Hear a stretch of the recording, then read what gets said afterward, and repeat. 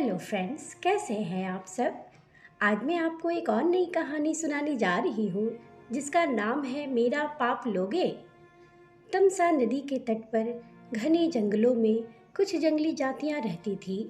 वे लोगों को लूट मार कर अपना भरण पोषण करती थी। डाका तथा लूटपाट ही उनका मुख्य कर्म था। उनका सरदार क्रूरसेन बड़ा निर्दयी था। उसके कोई संतान नहीं थी। इसके कारण उसकी पत्नी बड़ी दुखी रहती थी।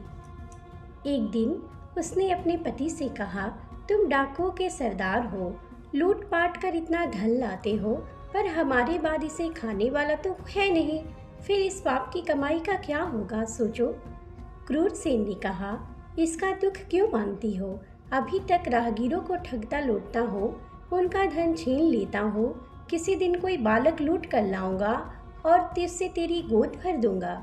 उसकी पत्नी थोड़ी दयावान थी। बोली, हे भगवान, कैसी बात करते हो।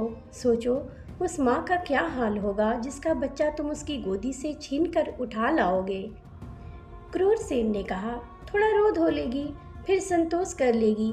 जब उसे दूसरा बच्चा हो जाएगा तो पहले वाले को भूल जाएगी।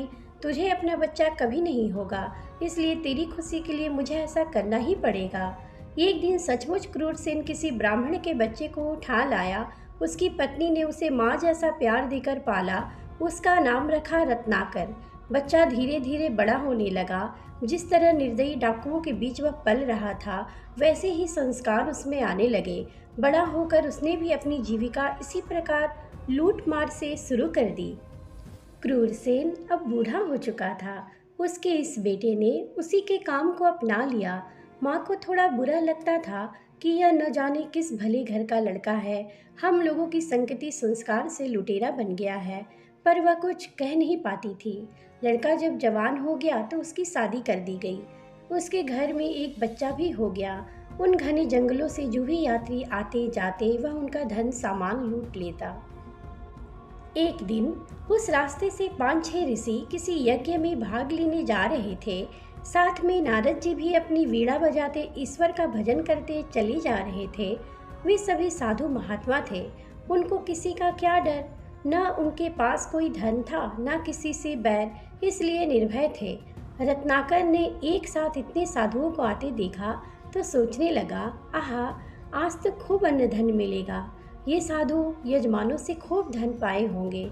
अपने हथियारों से लैस होकर अचानक साधुओं के सामने आया और डांट कर बोला, हे साधुओं, तुम्हारे पास जो भी अन्न धन वस्त्र हो सब रख दो और चुपचाप चले जाओ। अगर तनिक भी प्रतिरोध किया तो जान से हाथ धोना पड़ेगा, सबको मार डालूंगा। अचानक सामने आए डाकू की ऐसी बात सुनकर साधुओं की तो डर के मारे घिघी बंध गई। डरने से तो संकट से छुटकारा मिलेगा नहीं। यह सोचकर नारद जी ने साहस से कहा, भाई, हम लोग साधु सन्यासी हैं, हमारे पास धन कहाँ। हम लोग एक यज्ञ में जा रहे हैं। यज्ञ की समाप्ति पर ही कुछ दक्षिणा मिलेगी, अभी तो हमारे पास कुछ भी नहीं है। रत्नाकर कड़क कर बोला, मैं कुछ नहीं जानता, मुझे धन चाहिए, ऐसे न जाने दूंगा। हो सकता है तुमने अपने इस तंबूरे में कुछ छुपा रखा हो, चुपचाप सीधी तरह दे दो, अन्यथा मैं तुम्हारा तंबूरा तोड़ता हूँ। यह कहकर उसने नारद जी की वीणा छीन ली।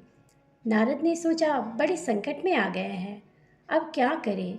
एक तो यह कर्म से डाकू और बुद्धि से मूर्ख, इसे तो दूसरी तरह से समझाना होगा। यह सोचकर नारद ने कहा, वीणा मत तोड़ो, हमारे पास जो भी होगा वह तुम्हें देंगे।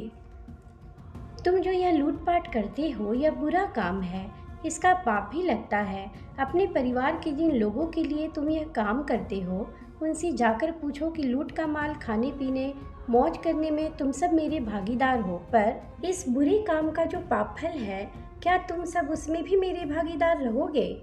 मेरे मरने के बाद जब मेरे कर्मों का हिसाब किताब यमराज के यहाँ होगा, तुम सब उस कर्म फल में भी मेरा हिस्सा लोगे।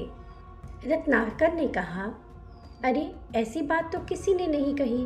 विद्वान साधु हो इसलिए ऐसी बात कर रहे हो, पर चतुर भी हो। मैं यह सब पूछने जाऊं और तुम सब यहाँ मौका पाकर भाग जाओ।